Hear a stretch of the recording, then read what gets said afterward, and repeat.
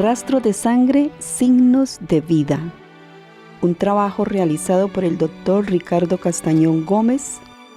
Hoy leeremos estudios científicos acerca de la sábana santa, la sábana de Turín. Como he manifestado anteriormente, desde 1992, circunstancias de vida y de inquietud científica me han aproximado a un campo de investigación que jamás había vislumbrado, ni en mi juventud, ni en los primeros años de mi vida profesional dedicada a la neuropsicología cognitiva.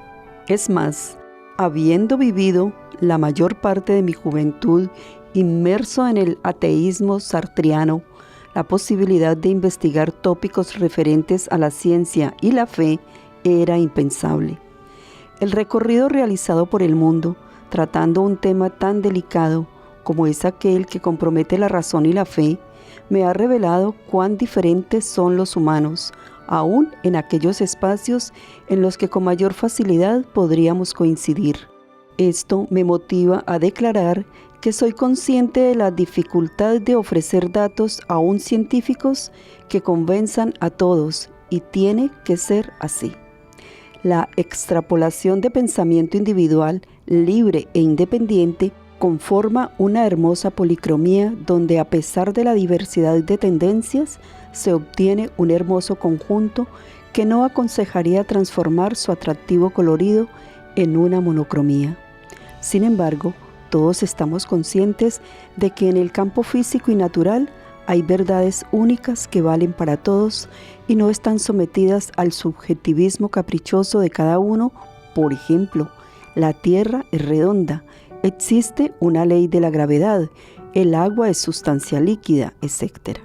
Pero en el campo espiritual ya el inicio se hace difícil, pues muchos creen que el hombre posee una dimensión espiritual y otros no. Y no solo eso, aún entre los que la reconocen, ciertos personajes se atribuyen el derecho de definirla a placer. Esta variabilidad de pensamiento me animó a acompañar el título de mi obra Más allá de la razón, con el siguiente subtítulo: Un diálogo de complementariedad entre la ciencia y la fe. Y eso es lo que yo creo. Si la ciencia me revela las leyes de la naturaleza que puedo pensar y medir, ¿por qué la fe no estaría en grado de revelarme verdades trascendentes a las que la razón experimental no tiene acceso? ¿Acaso en este universo extraordinario y extenso, la única verdad es la que proviene de un laboratorio?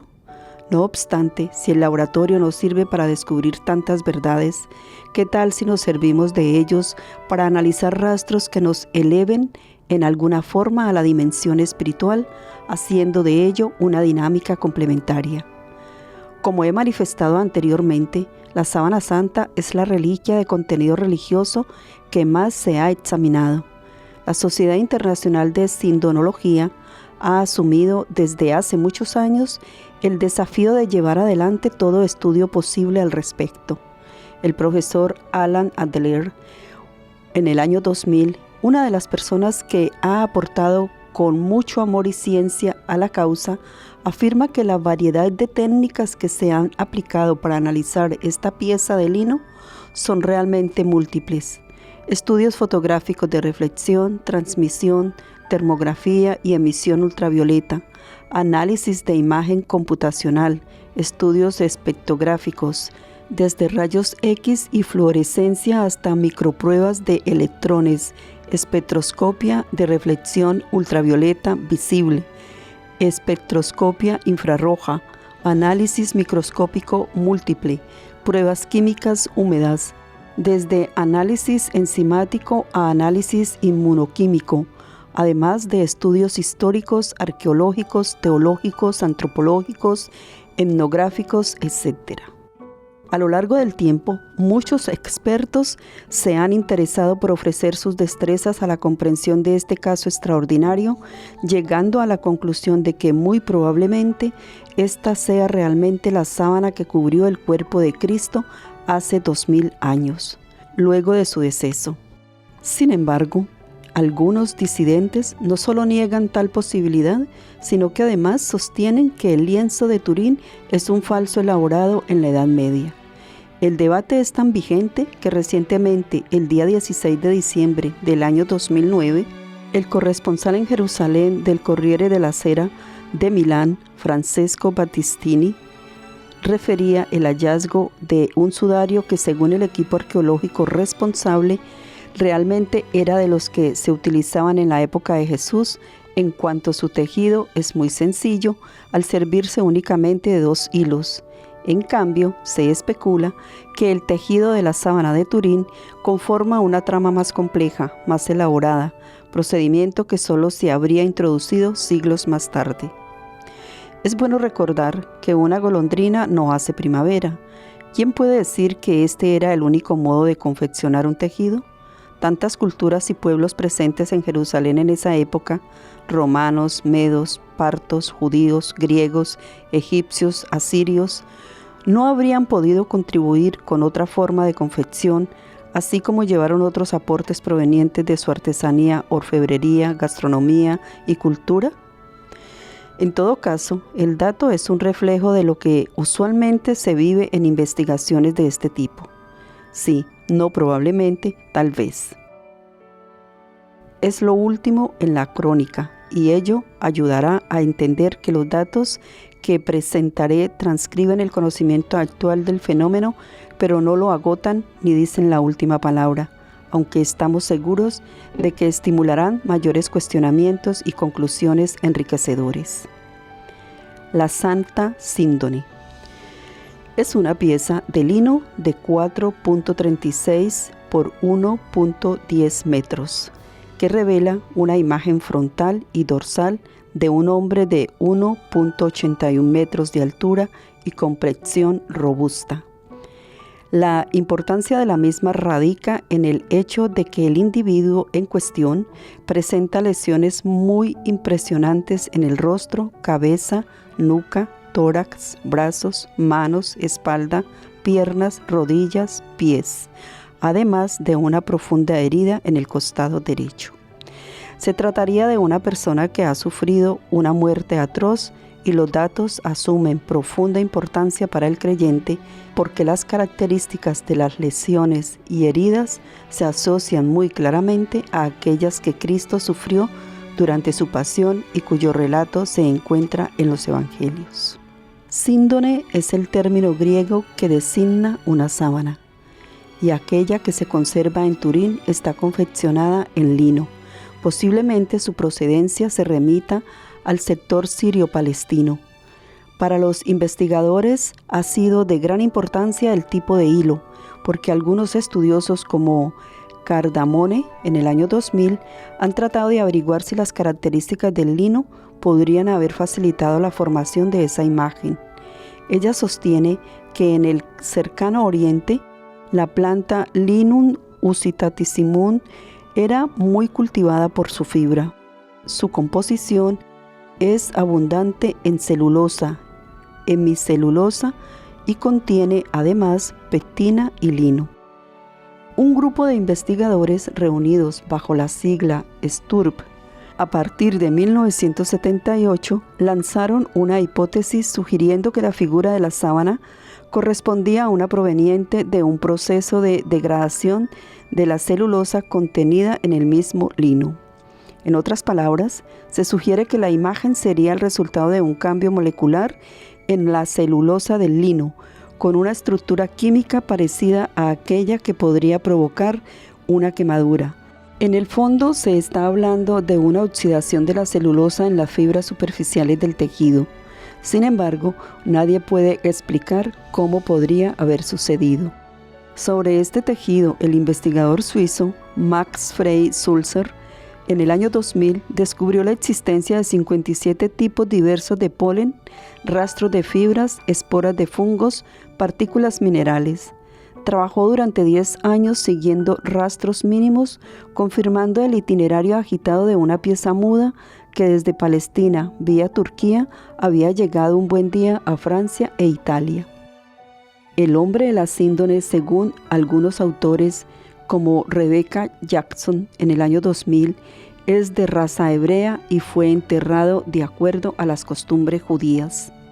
La imagen del cuerpo es de muy buena resolución y la ciencia ha podido descubrir datos que necesariamente obligan a hablar con mucha prudencia cuando alguien acredita su autenticidad o no. El año 2008, el ingeniero Peter Schumacher, investigador en Alamogordo, Estados Unidos, maneja perfectamente el procesador de imagen BP8 que ha servido para analizar las fotografías de Marte. Cuando aplicó esta tecnología a la figura de Turín, con gran sorpresa fue determinando un relieve inimaginable que jamás había descubierto en estampas planas. Podía reconocer la nariz prominente, los cabellos sobresalientes, el globo ocular hundido, conformando una perspectiva perfecta de un individuo en tercera dimensión. ¿Quién podría haber pintado hace 6 siglos una figura con una característica técnica tan exclusiva? Similar resultado encontraron los investigadores Jumper y Jackson años antes, en 1978. La imagen en su conjunto ofrece detalles muy marcados correspondientes a los labios y ojos cerrados, cuerpo muy bien proporcionado, brazos y piernas correctamente configurados. John Jackson, en el año 2000, nos ofrece unas observaciones apreciables que nos ayudarán a comprender mejor el valor de esta imagen. El delineado de la figura penetra sobre el tejido solo superficialmente, sin llegar a la capilaridad profunda de las hebras. Las fibras del tejido están coloreadas individualmente y, curiosamente, los colores no siguen los pliegues ni curvatura de las hebras. En opinión del Dr. Adler, en el año 2000, las fibras involucradas en la imagen son tenues, muestran evidencia de cierto proceso corrosivo, pero no sugieren la presencia ni aplicación de distintas capas de colorante alguno. Asimismo, las partículas bajo observación microscópica muestran una absorción muy uniforme. No hay manchas desparramadas o salpicaduras provenientes del pigmento que da color a la imagen misma. El profesor Rogers, en el año 2008, ha declarado, luego de las investigaciones en 1978 realizadas por el equipo del proyecto STURP, que en su condición de químico jamás descubrió sobre la síndone rastro alguno de material de pintura. Quedó también sorprendido al constatar que, a pesar del agua que humedeció el lienzo mientras los bomberos apagaban el incendio de Chambéry, este líquido elemento no había alterado ninguno de los trazos existentes sobre la sábana. La sangre, por ejemplo, podría haberse esparcido y deteriorado mayormente hasta diluirse en alguna medida. La distancia entre el paño que envuelve el cuerpo es proporcional y precisa, creando un excelente concepto de figura y fondo.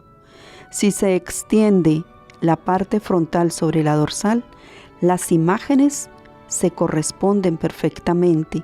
Por último, llama la atención que la intensidad del color de las imágenes, tanto frontal como dorsal, sea muy parecida, pues se habría esperado que la parte dorsal, a causa del peso del cuerpo, sea más viva y extendida.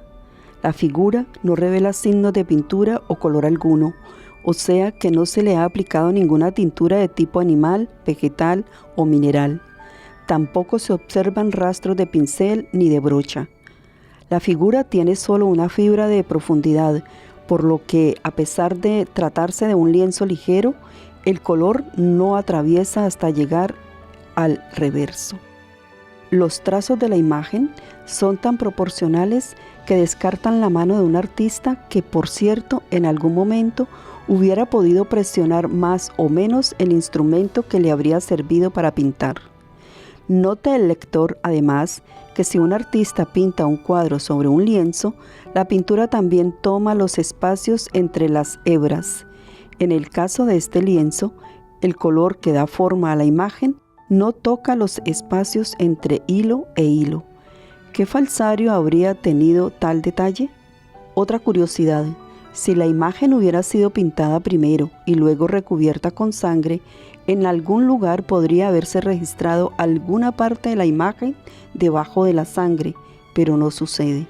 Esto sugiere a los expertos que la imagen se formó después de que la sangre se esparciera en distintos lugares de la síndone.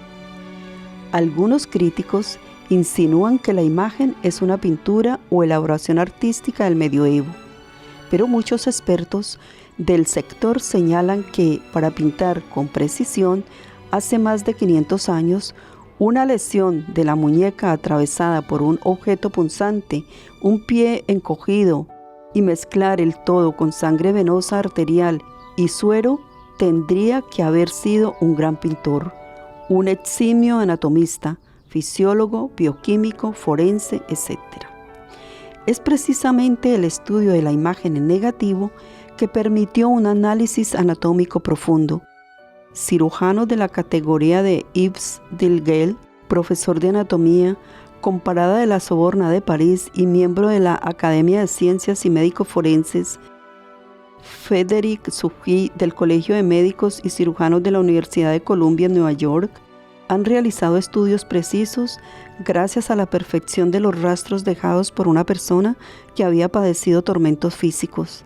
Según ellos, nadie podría haber imitado artísticamente, y menos en la Edad Media, las huellas de unas heridas que en características fisiológicas, grados de curvatura, profundidad de lesiones, solo podían registrarse en un cuerpo humano lastimado.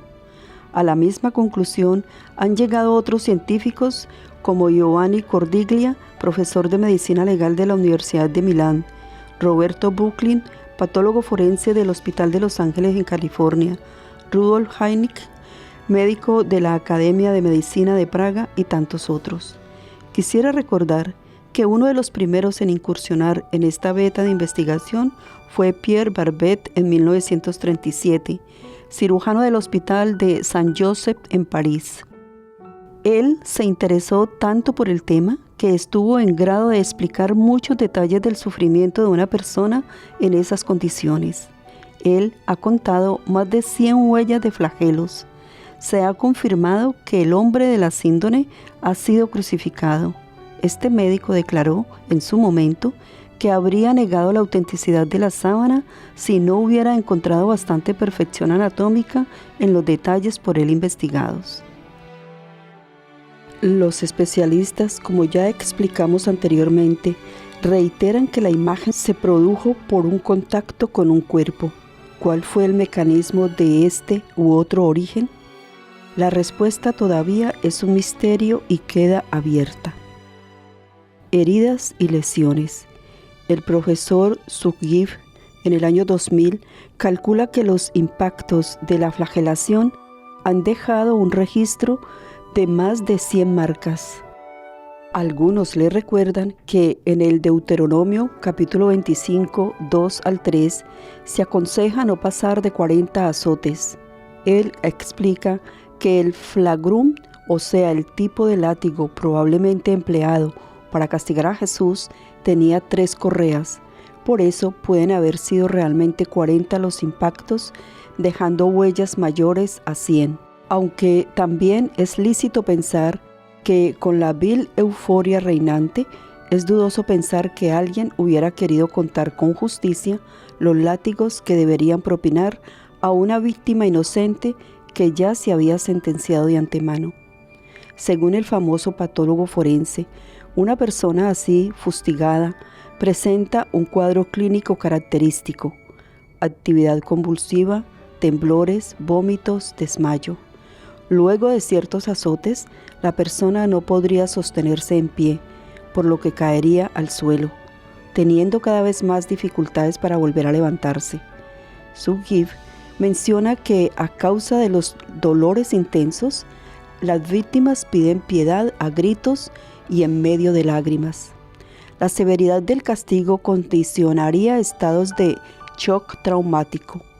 Golpes severos al pecho se extienden hasta los pulmones, congestionando los pulmones y comprometiendo la pleura.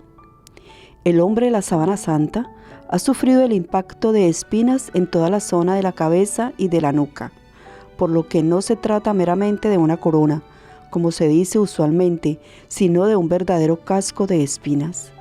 Esta tortura a la cabeza no solo fue una parodia al supuesto reinado de Cristo, sino que también conformaba otra modalidad muy cruel de procurarle sufrimiento. Nótese que la literatura del sector no señala casos de otros crucificados a los que se les hubiera impuesto una corona de espinas. La figura de la síndone muestra también una lesión a la altura de muñeca izquierda, ocasionada por un objeto punzante que la ha atravesado para sostener el cuerpo sobre la cruz. La lesión de la mano derecha no se ve, por lo tanto, no se sabe si la lesión fue en la palma de la mano o en la muñeca. Los pies muestran también que han sido atravesados por un solo clavo. Tiene lesiones en las rodillas, lo que supone varias caídas con consecutivas lesiones. Los pies están heridos y también han sido atravesados por un solo clavo. En la planta de los pies y en las rodillas se ha identificado rastros de argonita, un mineral muy rico en el suelo de Jerusalén. Esto invita a pensar que el hombre de la sábana tuvo que haber tocado con las rodillas y las plantas de los pies este terreno. El tormento de la cruz a una persona flagelada, llena de escoriaciones, una vez que fue tendida sobre la cruz, asumiendo la postura horizontal, tuvo que haberle creado dolores de renovada intensidad. Zugiv anota que en medicina de emergencia, lesiones al pecho ocasionan dolores severos ante cualquier leve presión sobre el lugar o en el mismo instante que se respira. Añade asimismo que una persona flagelada, objeto de distintas formas de atropello, consciente de que le espera la cruz, en extremo sufriente y estresada, seguramente estaría ya bastante deshidratada, con la boca seca, pálida, descomunalmente débil, en un estado previo a traumatismo y shock hipovolémico. Este cuerpo torturado hasta el paroxismo también recibió una herida de lanza luego de su deceso. Según los médicos forenses, el objeto traspasó la quinta y la sexta costilla, desgarró la pleura hasta atravesar el pulmón y el pericardio. Llegó a la aurícula derecha, donde seguramente el impacto se detuvo. Es de aquí que proviene una notable mancha de sangre que también se observa en la imagen de la síndone, de la cual una parte quedó escondida, debido a los remiendos añadidos luego del incendio del año 1532 en Chambéry. La causa de la muerte fue atribuida por algunos, además de los sufrimientos infligidos, a asfixia por el profesor Zugiv. En su documento del año 2000 afirma que la muerte durante la crucifixión se debió a shock traumático e hipovolémico.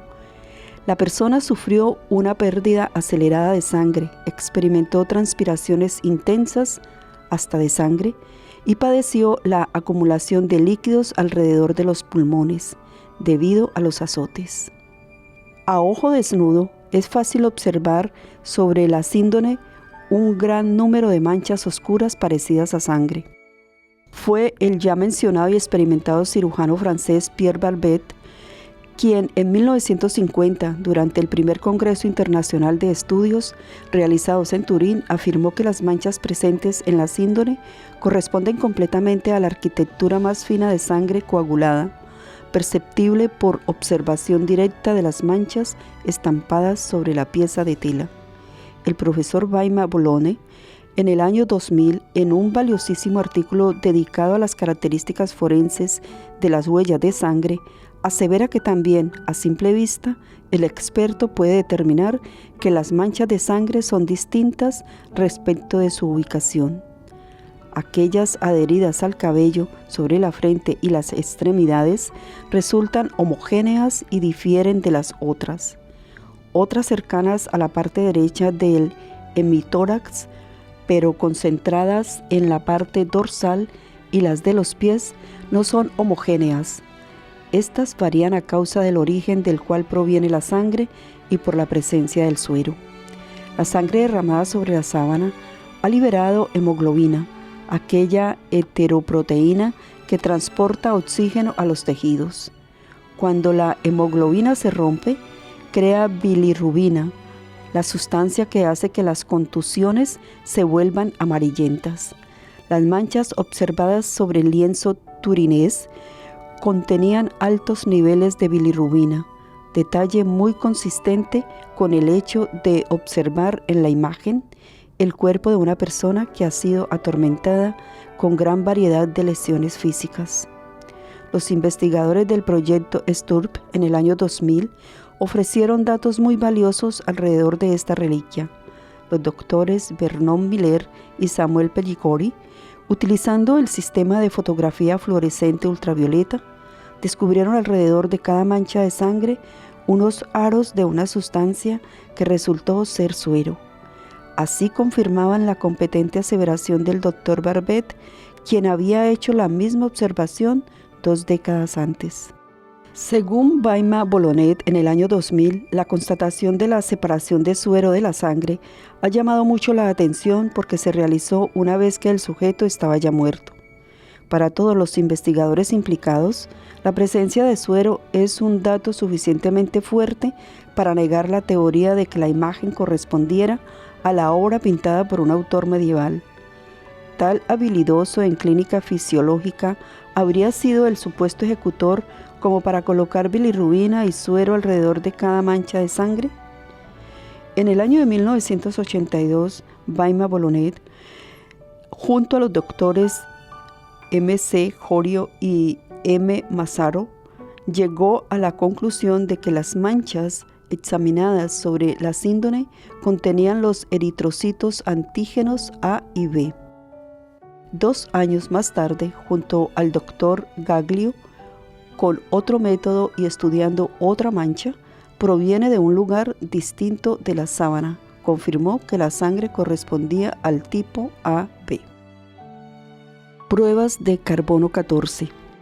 Los datos obtenidos alrededor de la sábana santa evidencian que el individuo en cuestión ha sido flagelado, torturado con una corona de espinas situada en toda la cabeza, crucificado y sufrió una herida en el costado derecho. Este perfil, según los evangelios, corresponde a la pasión y muerte de Jesús. Para poder corroborar si el lino de Turín correspondería a la época de Jesús, se sugirió hacer un estudio a través del radiocarbono 14, que supuestamente estaría en grado de datar la antigüedad de la síndrome. El carbono 14, como se sabe, es inestable y se va descomponiendo con el tiempo. Los investigadores piensan que, al medir la cantidad restante en las fibras de lino, estarán en grado de descubrir la edad del lienzo. El cardenal Ballestero, custodio de la sábana santa en el año de 1988, confió a los laboratorios de la Universidad de Oxford en Inglaterra, al Instituto Suizo de Tecnología en Zúrich, Suiza, y a los laboratorios de la Universidad de Arizona en Tucson, Estados Unidos, la investigación de unas muestras obtenidas del famoso lienzo el día 21 de abril del mismo año, para que fueran analizadas y así poder obtener la datación correspondiente. Los aceleradores de los respectivos laboratorios entraron en funcionamiento. La valiosa reliquia había sido ya convertida en aquellos fragmentos de carbono que se introducirían a un acelerador, y éste se ocuparía del recuento de cada átomo. La expectativa de millones de interesados y la curiosidad de miles de científicos se resolvería en menos de 10 minutos. El resultado final fue anunciado casi simultáneamente en Londres y en Turín el día 13 de octubre de 1988. En Londres, la conferencia de prensa se realizaba en el British Museum, presidida por el coordinador general de toda la investigación en los 3 laboratorios, el Dr. Michael Tait. Le acompañaban los profesores de Oxford, Edward Hall y Robert Hales. Ellos tomaron la iniciativa de colocar una pizarra en la cual, con letras grandes, se leía el dictamen 1260-1390. Si, de acuerdo a estos expertos, el material estudiado correspondía a la Edad Media, por lo tanto, no podría corresponder al lienzo que cubrió el cuerpo de Cristo. No faltó luego quien simultáneamente levantara la voz para indicar que la sábana santa de Turín escondía el gran fraude del siglo. Una nube fría y gris de un otoño arisco se levantó sobre aquellos que habían dedicado su vida tratando de demostrar que el sudario de Turín era el manto fúnebre de Jesús.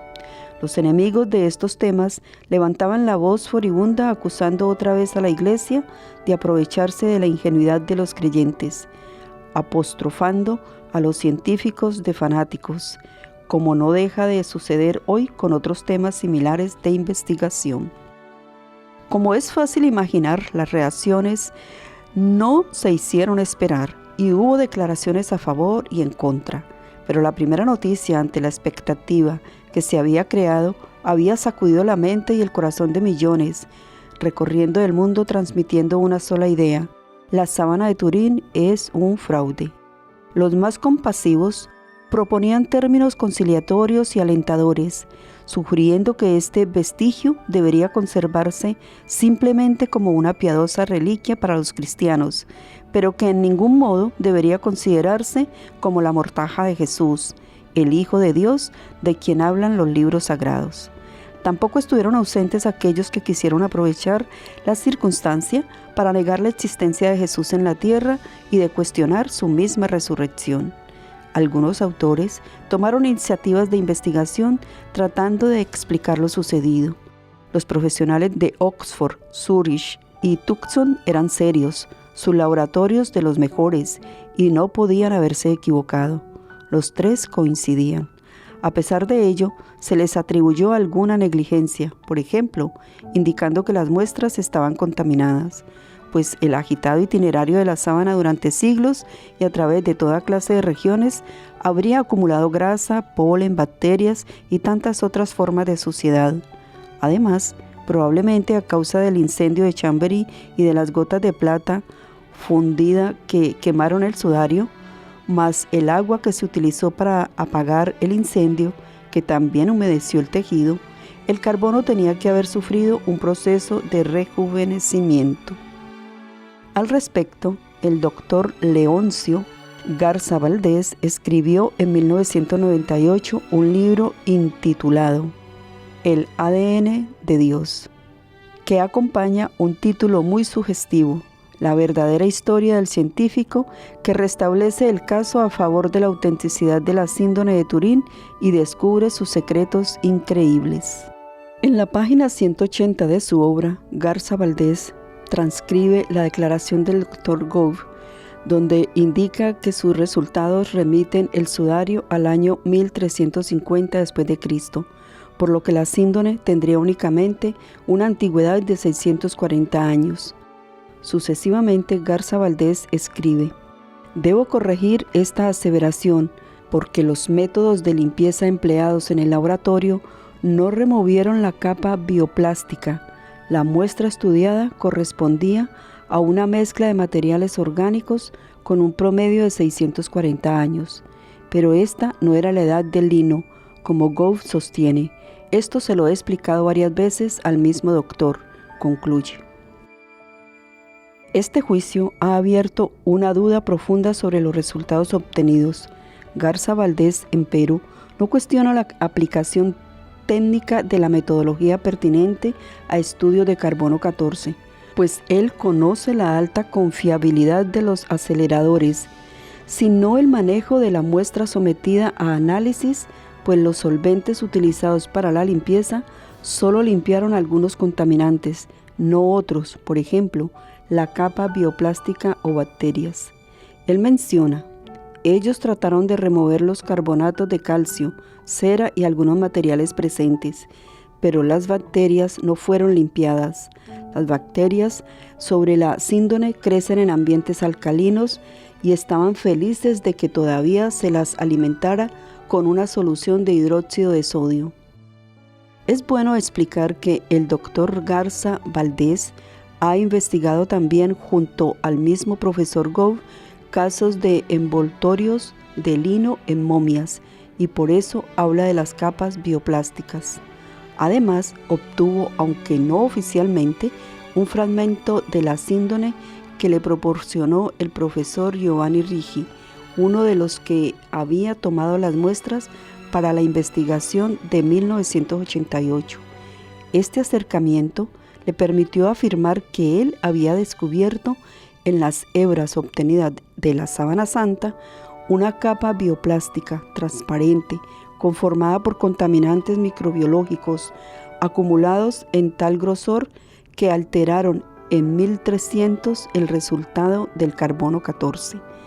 Este dato tiene significado para él, porque una capa similar en la envoltura de una momia que él mismo había estudiado, aun siendo más delgada, había arrojado una distorsión de carbono 14 de 550 años. Con la descontaminación correspondiente, Garza Valdés afirma haber demostrado que el lino de la sábana sí corresponde al siglo I, pero sus resultados, como apunta Ian Wilson en 1999, no han podido ser convalidados porque las muestras por él obtenidas carecen del apropiado reconocimiento oficial. El Dr. Wilson en 1999 ha criticado seriamente el error de los dos profesores que tomaron la muestra de 1988, indicando que no había un lugar peor elegido. Se escogió una esquina y un ángulo que durante siglos sirvió para manipular la imagen en exposiciones, procesiones, celebraciones, etc. Era la parte más maltratada por generaciones y generaciones, y por eso tuvo que haber sufrido una gran variedad de contaminaciones. Con esto, expresa Wilson, los dos profesores rompieron una de las reglas más elementales relacionadas a la datación por radiocarbono. En todo lo posible, evitar cualquier área que pueda conllevar el riesgo de contaminación microbiológica. En esta misma línea crítica, se han levantado otras voces pero seguramente la voz del profesor Raymond Rogers del Laboratorio de Los Álamos es la más importante y seria. Formado en química, fue uno de los científicos que motivó la conformación de aquella iniciativa que más se conoce hoy como STURP, acrónimo de Proyecto de Investigación de la Sábana de Turín. A pesar del resultado proveniente del carbono 14, él mantuvo siempre una actitud abierta y se molestó cuando muchos científicos empezaron a reaccionar en contra de la datación obtenida. Se irritó mayormente cuando leyó el año 2000 un artículo publicado por Joseph Marino y su esposa, ambos ausentes de cualquier círculo científico reconocido. La señora Benford, en el año 2008, refiere que recién escuchó sobre el asunto en 1997. Se sintió muy tocada y algunas intuiciones empezaron a poblar su mente. Junto a su esposo, observó en fotografías correspondientes a la toma de muestras en 1978 y en 1988 que las líneas de tejido del lienzo podrían contener una fina mezcla de tejido de dos épocas distintas. A medida que su indagación se profundizaba, fueron reconociendo que la esquina de la cual se tomó la muestra, de 1988, tuvo que haber sido reparada en algún momento debido a su deterioro y que para ello probablemente en el siglo XVI se utilizó unas hebras finas de algodón, o sea que la muestra analizada en los laboratorios estaba contaminada por otro tipo de hilo. Por la habilidad con que se hizo el remiendo, este no era fácilmente visible a ojo desnudo. Sostenían sus descubrimientos con material tangencial, fotográfico, pues no tuvieron acceso a las muestras originales. Observaron, por ejemplo, que de las 4 muestras obtenidas, Arizona 1 había obtenido una datación correspondiente a 1238, Oxford 1246 y Zurich 1376. Pero la segunda muestra de Arizona 2, revelaba la fecha de 1430. ¿Por qué la misma muestra tendría una variación de casi 200 años? El año 2000, muy animados, publican un artículo bastante atrevido. Evidencias de la desviación de C14 de la sábana de Turín debido a refacciones. En él sostenían que la razón por la que el C14 distorsionó la datación de la síndrome se debía a una mezcla fina de algodón que se había aplicado al tejido original con el fin de repararla. Como ya hemos ido constatando a lo largo de esta exposición, la comunidad científica rechazó las aseveraciones de esta inquieta pareja. El profesor Rogers estaba mayormente fastidiado. Era un hombre muy correcto en lo que hacía y no le agradaba que gente casera haga falsa ciencia. Él había aceptado la datación del C14, aunque obviamente él también recordaba las maravillas que había descubierto en esa sábana misteriosa cuando hizo las investigaciones con el grupo Sturm, llegando a la conclusión de que eso no era un fraude. Pero su conciencia de hombre veraz tampoco podía deslindar todo aquello que la pareja Marino-Benford afirmaba. Además, él tenía acceso a las muestras de 1973 que habían sido tomadas de un lugar adyacente a las de 1988. Aunque ya se encontraba enfermo de cáncer, se puso detrás de los microscopios y quiso indagar. Grande fue su sorpresa. Hay algodón en las fibras. Luego observó las muestras de 1988 y también tenían algodón. Marino y su esposa estaban en lo cierto. Una persona o más, muy diestras en remiendo, habían reparado finamente la valiosa pieza. Luego de profundizar sus conclusiones, Raymond Rogers publicó en el año 2005 estudios sobre la muestra de radiocarbono correspondiente a la sábana de Turín. En el artículo en ningún momento cuestionaba los estudios realizados en los laboratorios, sino la selección de la muestra, indicando ahora el por qué el C14 no reveló la verdadera datación de la famosa sábana. En su opinión, la evidencia química y microscópica por él obtenida revelaba la presencia de algodón y de muchas otras formas de variación molecular en la muestra obtenida para el análisis de radiocarbono 14, por lo que el área estudiada es significativamente diferente a la pieza principal.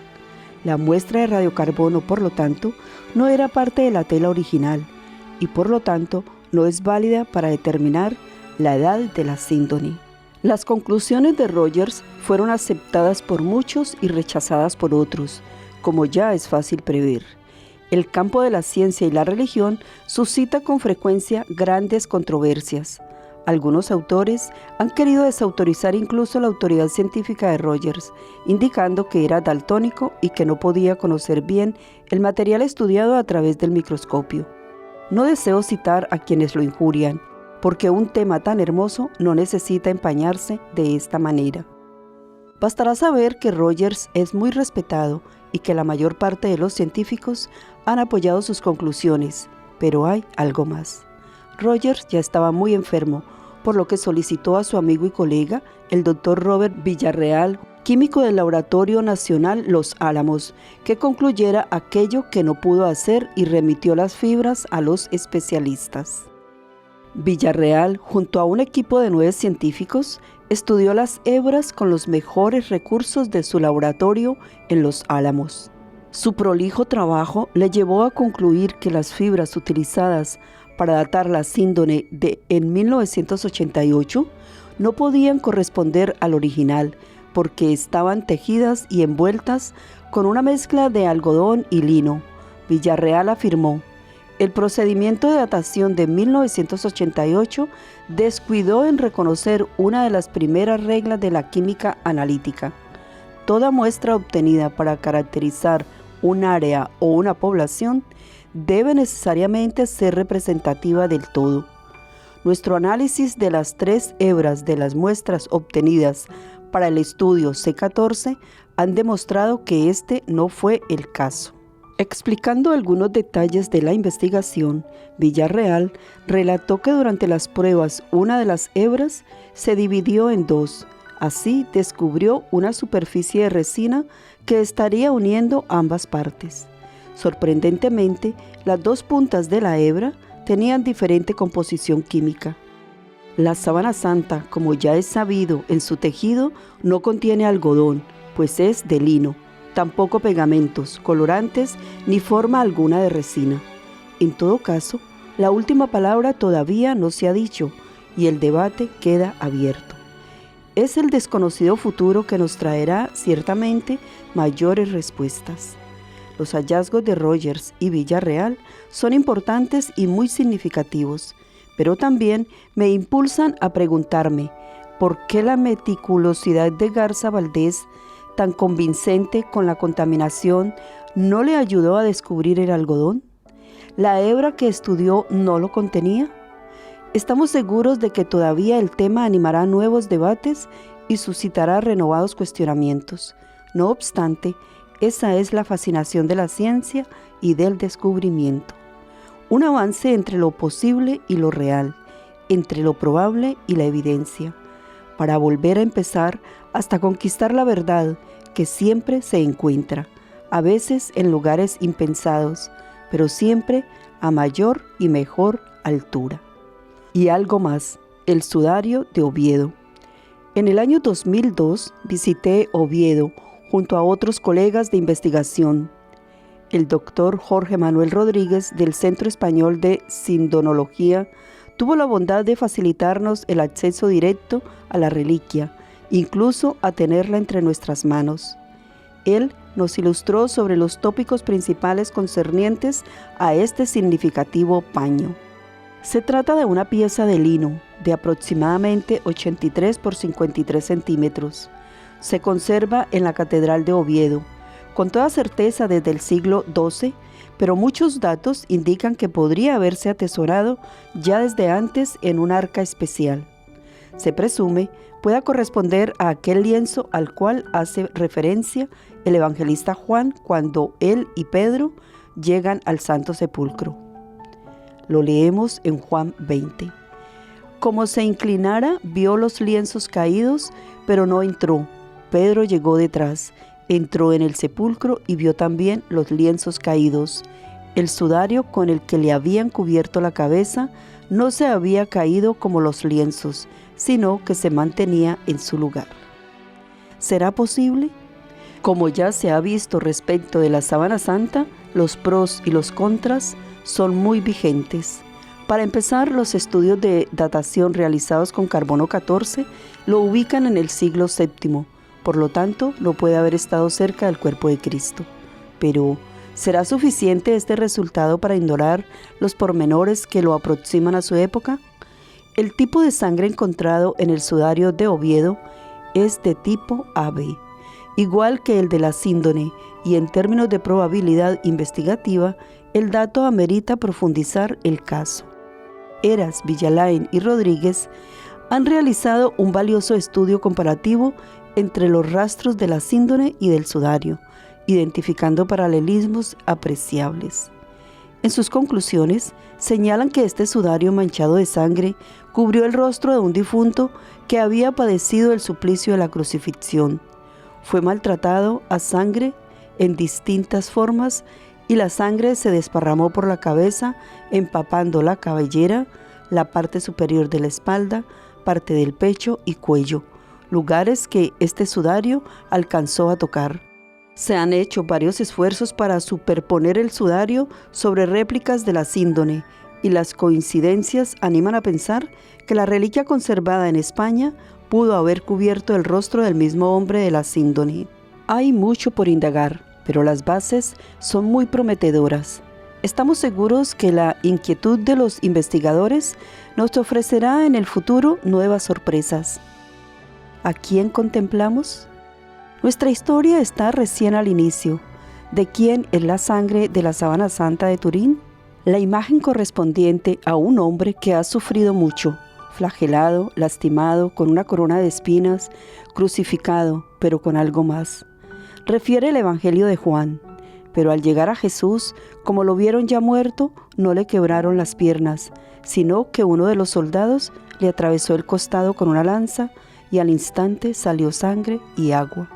Y todo esto sucedió para que se cumpliera la Escritura: no se le quebrará hueso alguno. Y también otra Escritura dice: mirarán al que traspasaron. ¿A quién contemplamos en la Sábana Santa? La ciencia no nos lo dice todavía, pero la síndone tampoco la podemos contemplar solo a través de la razón. ¿Qué dice el corazón?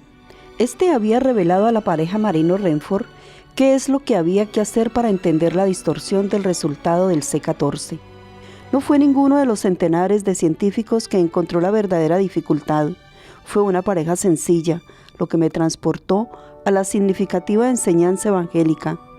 Lo que se ha ocultado a los sabios ha sido revelado a los humildes.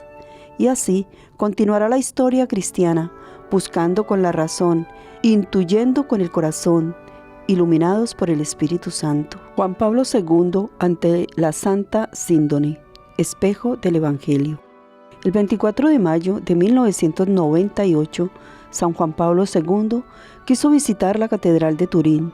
Se detuvo ante la Santa Reliquia y propuso a los fieles una hermosa reflexión. Ante la Sábana Santa, imagen intensa y acongojante de un dolor inenarrable, deseo dar gracias al Señor por este don singular, que exige del creyente una atención amorosa y una disponibilidad total al seguimiento del Señor.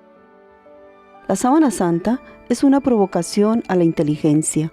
Ante todo, requiere el compromiso de todo hombre, en particular del investigador, para acoger con humildad el mensaje profundo que plantea a su razón y a su vida. La fascinación misteriosa ejercitada por la Sábana Santa lleva a formular preguntas sobre la relación entre el sagrado lienzo y la vicisitud histórica de Jesús. Confía a los científicos la tarea de investigar para llegar hasta respuestas adecuadas a los interrogantes ligados a esta sábana que, según la tradición, habría envuelto el cuerpo de nuestro Redentor cuando fue descendido de la cruz. La Iglesia exhorta a estudiar la Sábana Santa sin posiciones preconcebidas, que dan por descontado resultados que no pueden ser considerados como tales. Invita a actuar con libertad interior y cuidadoso respeto tanto de la metodología científica como de la sensibilidad de los creyentes. Lo que cuenta sobre todo para el creyente es que la Sábana Santa es un espejo del Evangelio. De hecho, si se reflexiona sobre el sagrado lienzo, no se puede olvidar que la imagen que se encuentra presente en él tiene una relación tan profunda con lo que narraron los 4 evangelios sobre la pasión y muerte de Jesús, que cada hombre sensible se siente interiormente tocado y conmovido al contemplarla.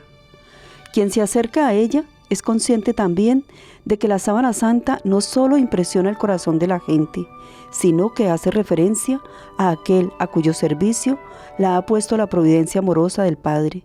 Por lo tanto, es justo alimentar la conciencia de la preciosidad de esta imagen, que todos ven y que nadie puede explicar por ahora. Para toda persona profunda, es motivo de hondas reflexiones que pueden llegar a implicar la vida. La Sábana Santa constituye de este modo un signo verdaderamente singular que hace referencia a Jesús, la palabra verdadera del Padre, e invita a modelar la propia existencia según la de aquel que se dio a sí mismo por nosotros. En la Sábana Santa se refleja la imagen del sufrimiento humano. Recuerda al hombre moderno, distraído con frecuencia por el bienestar y por las conquistas tecnológicas, el drama de tantos hermanos, y le invita a interrogarse sobre el dolor y a profundizar sobre sus causas.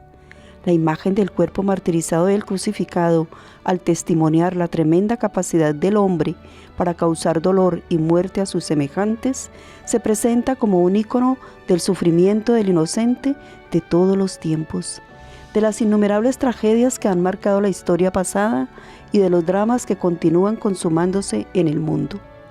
Ante la Sábana Santa, ¿cómo es posible no pensar en los millones de hombres que mueren de hambre, en los horrores perpetrados en tantas guerras que ensangrientan las naciones, en el abuso brutal de mujeres y niños, en los millones de seres humanos que viven entre miserias y humillaciones al margen de las metrópolis, especialmente en los países en vías de desarrollo?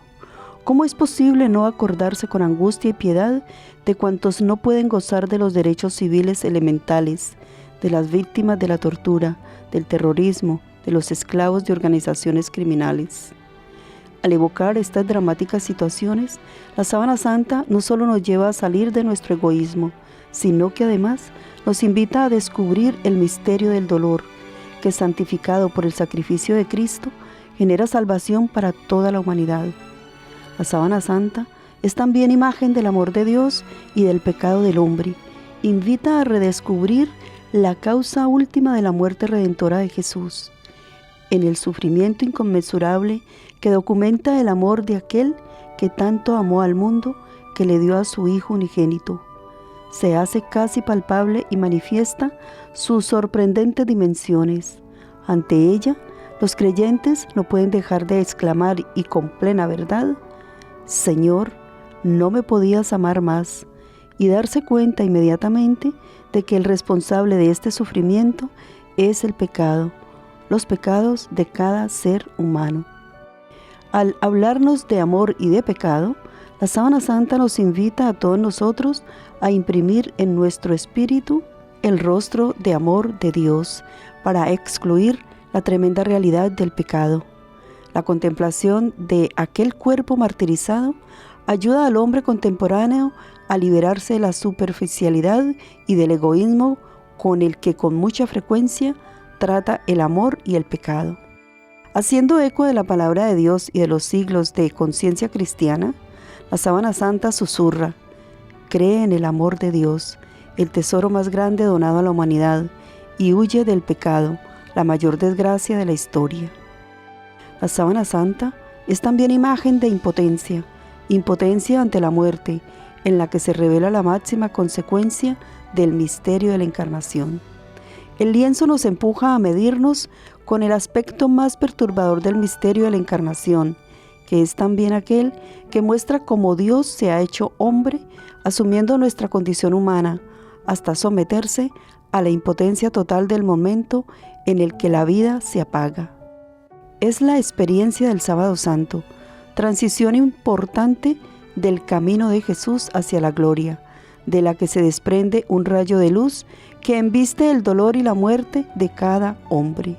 La fe, al recordarnos la victoria de Cristo, nos comunica la certeza de que el sepulcro no es la última meta de la existencia. Dios nos llama a la resurrección y a la vida inmortal. La sábana santa es una imagen del silencio. Existe un silencio trágico de la incomunicación que en la muerte tiene su máxima expresión, y existe el silencio de la fecundidad, que es precisamente el de quien renuncia a hacerse escuchar por el exterior para alcanzar en lo profundo las raíces de la verdad y de la vida. La sábana santa expresa no solo el silencio de la muerte, sino también el silencio valiente y fecundo de la superación de lo efímero, gracias a la inmersión total en el eterno presente de Dios. De este modo, ofrece la conmovedora confirmación del hecho de que la omnipotencia misericordiosa de nuestro Dios no puede ser detenida por ninguna fuerza del mal. Al contrario, sabe hacer concurrir en el bien la misma fuerza del mal. Nuestro tiempo necesita redescubrir la fecundidad del silencio para superar la disipación de los sonidos, de las imágenes, de los costilleos que con demasiada frecuencia impiden escuchar la voz de Dios. La sábana santa nos presenta a Jesús en el momento de su máxima impotencia y nos recuerda que en la anulación de esa muerte está la salvación del mundo entero.